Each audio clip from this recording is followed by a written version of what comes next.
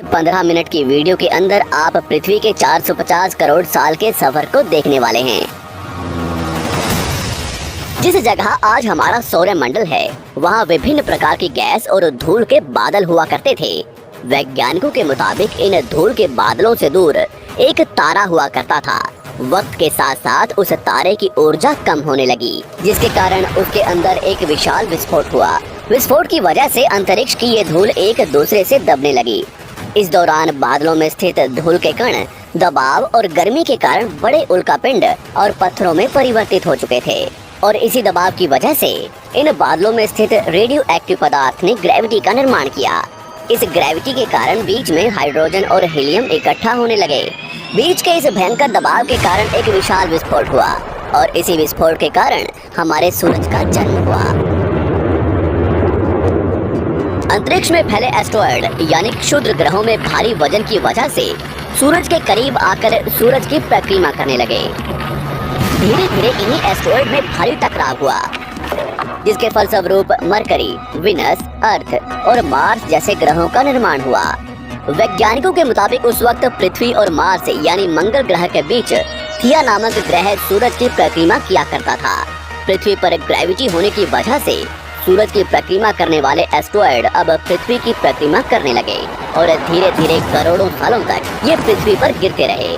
और ऐसी घटना हमारे पड़ोसी ग्रह थिया पर भी हो रही थी, जिसके कारण थिया पृथ्वी के और करीब आने लगा और आकर पृथ्वी से टकराया। इस भयंकर टकराव की वजह से पृथ्वी के हिस्से कणों के रूप में अंतरिक्ष में फैल गए और एक रिंग्स की तरह पृथ्वी की परिक्रमा करने लगे। इन्हीं परिक्रमा करते हुए कणों में टकराव होने लगा, जिसके कारण हमारे चांद का निर्माण हुआ। उस वक्त पृथ्वी पर सिर्फ एक ही समुद्र हुआ करता था, और वो था 1900 डिग्री सेल्सियस के तापमान पर उबलते हुए लावे का। उबल रही थी वो सारी चीजें जिसे आज आप अलग अलग नाम से जानते हैं। वक्त के साथ साथ पृथ्वी धीरे धीरे ठंडी हो रही थी, जिसके कारण पृथ्वी के भारी तत्व जैसे धातु और रेडियो एक्टिव पदार्थ पृथ्वी के केंद्र में जाकर इकट्ठा हो गए, और हल्के पदार्थ पृथ्वी की सतह पर आ गए। लाखों सालों तक पृथ्वी पर उल्कापिंडों की बरसात हुई, और इन गिरते हुए उल्कापिंडों में जमा था नमक, मिनरल्स और पानी। करोड़ों सालों तक इन उल्कापिंडों की बरसात होती रही, और धीरे धीरे पृथ्वी की ऊपरी सतह पानी से ढकने लगी। वैज्ञानिकों के मुताबिक यही वो वक्त था जब दूर गहरे पानी के अंदर निकलते ज्वालामुखियों से पहली बार सूक्ष्म जीवों का निर्माण हुआ। लाखों सालों बाद एक वक्त ऐसा आया जब पृथ्वी की पूरी सतह पानी से ढक चुकी थी। हमारी पृथ्वी के सबसे अंदर का कोर रेडियो एक्टिव पदार्थ से बने होने की वजह से हरदम गर्म होता रहता है, लेकिन जब भी पृथ्वी की ऊपरी जमीन ठंडी हो जाती है, तब पृथ्वी के अंदर की गर्मी बाहर नहीं निकल पाती, जिसके कारण ज्वालामुखियों का निर्माण होता है।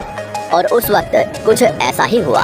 पानी से ढकी हुई पृथ्वी पर हजारों की तादाद में ज्वालामुखी निकलने लगे, और आने वाले लाखों सालों तक इन ज्वालामुखियों का निकलना जारी रहा, जिससे पानी के ऊपर जमीन का निर्माण हो रहा था।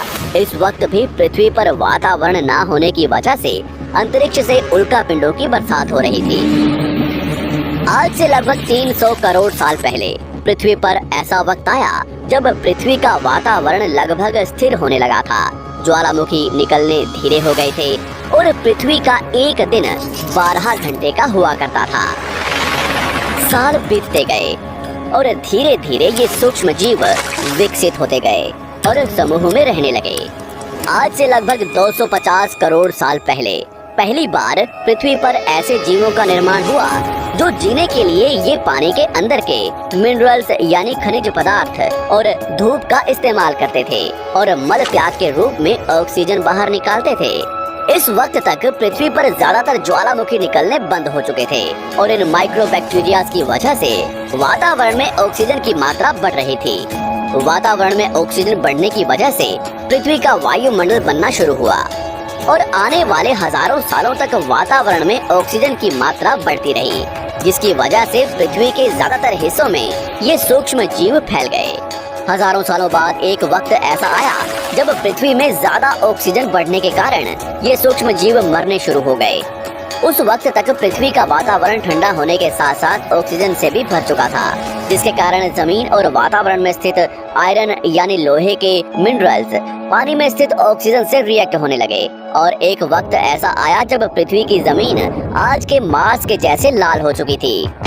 वक्त बीतने के साथ साथ धरती की टेक्टोनिक प्लेट्स में दरार होने लगी, जिसके कारण पृथ्वी के अंदर का लावा जमीन की तरह कई लाखों सालों तक खुला उबलता रहा।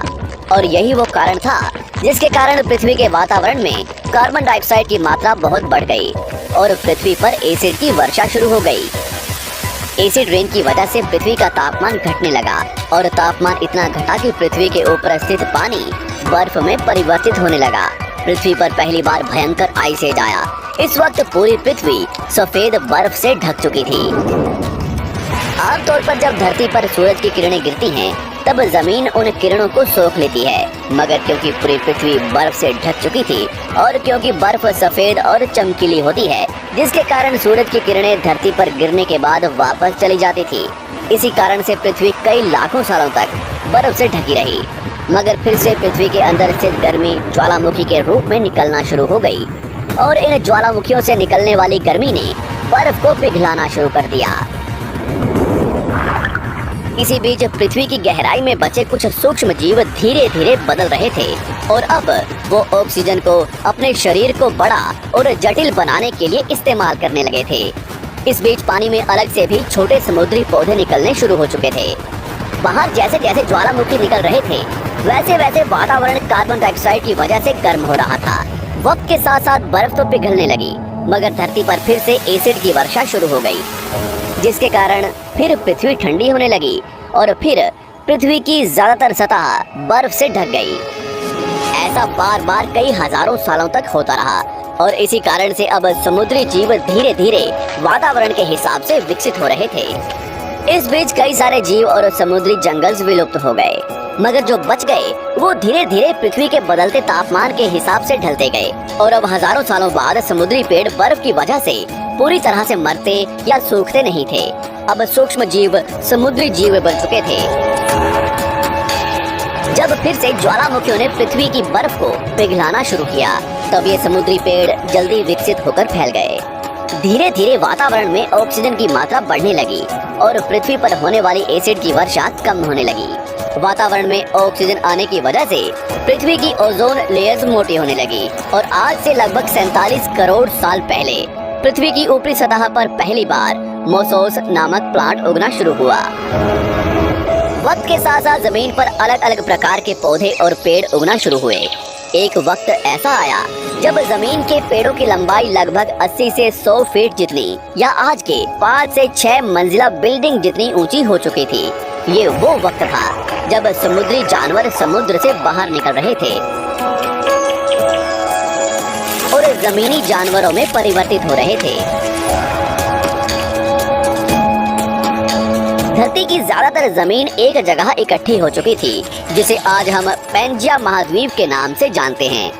पृथ्वी का वातावरण और तापमान लगभग स्थिर हो चुका था और अब करीब 21 से 23 घंटे का दिन हुआ करता था। अब समुद्री जीव पानी से बाहर रहने लगे थे और वातावरण के हिसाब से उनके शरीर का रंग रूप बदल रहा था। धीरे धीरे ये जमीनी जानवर डायनासोर्स में परिवर्तित हो गए। जिन डायनासोर्स ने पेड़ पौधे खाने शुरू कर दिए, उनका शरीर लंबा और विशाल रूप से विकसित होने लगा। कुछ डायनासोर्स शिकार किया करते थे, जिसके कारण वे छोटे और तेज होते चले गए।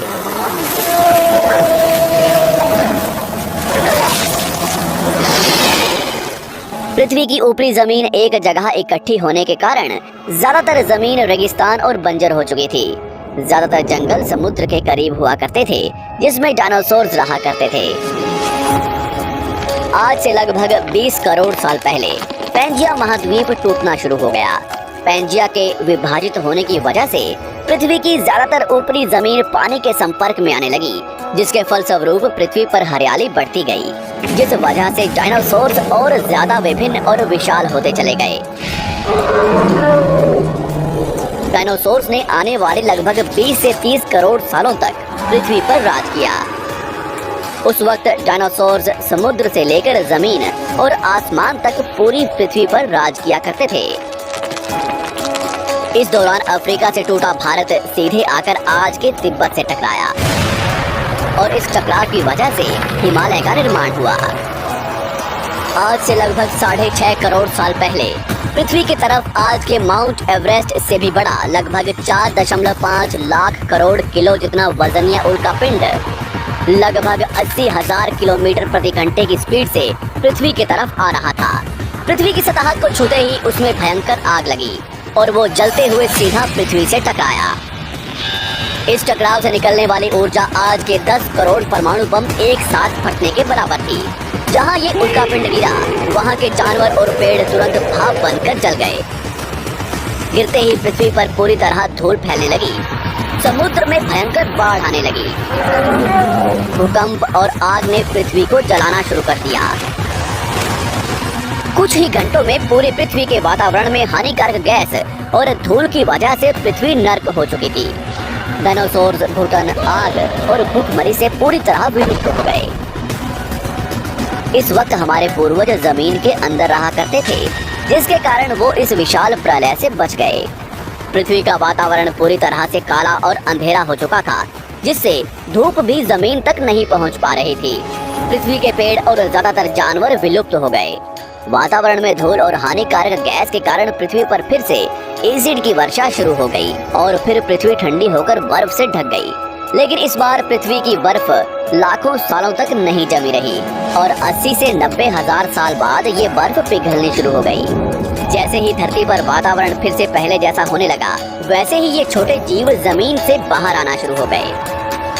उस वक्त पृथ्वी की बर्फ पिघलनी शुरू ही हुई थी, जिसके कारण अफ्रीका में घने ठंडे जंगल हुआ करते थे और इसी बीच ये जमीनी जीव बंदरों में परिवर्तित हुए। मगर जैसे जैसे पृथ्वी गर्म होने लगी, वैसे वैसे अफ्रीका के ये जंगल सूखने लगे। जंगल की चीजें खाने वाले बंदरों को खाने की कमी होने लगी। खाने की तलाश में इन बंदरों ने अपने पैरों पर चलना शुरू कर दिया, जिससे उन्हें दूसरे जानवरों के शिकार करने में मदद मिलती थी। धीरे धीरे बंदर एप्स यानी वानर में परिवर्तित हुए। खाने की तलाश में ये एप्स पृथ्वी के दूसरे हिस्सों में फैलने लगे और धीरे धीरे उनके शरीर का रंग रूप वहाँ के मौसम के हिसाब से बदलता गया। वक्त के साथ साथ हम आदिवासी बने। हमने हथियारों से लेकर आग का आविष्कार किया। हम धीरे धीरे इंसान के रूप में विकसित हुए। हमने धर्म से लेकर परिवार, भाषा और संस्कृति का निर्माण किया और वक्त के साथ साथ हम विकसित होते चले गए और आज हम इस पृथ्वी की सबसे विकसित प्रजाति बन चुके हैं। पृथ्वी को आज के जैसे बनने में लगभग 450 करोड़ साल का वक्त लगा है और हमें एक छोटे जमीन में रहने वाले जानवर से इंसान बनने में कई लाखों सालों का। मगर हमने इन 100 सालों में जितना पृथ्वी को गंदा और तबाह किया है, उतना आज तक किसी भी प्रजाति ने नहीं किया होगा। हम फिर से धरती को गर्म कर रहे हैं और कार्बन डाइऑक्साइड की मात्रा बढ़ा रहे हैं।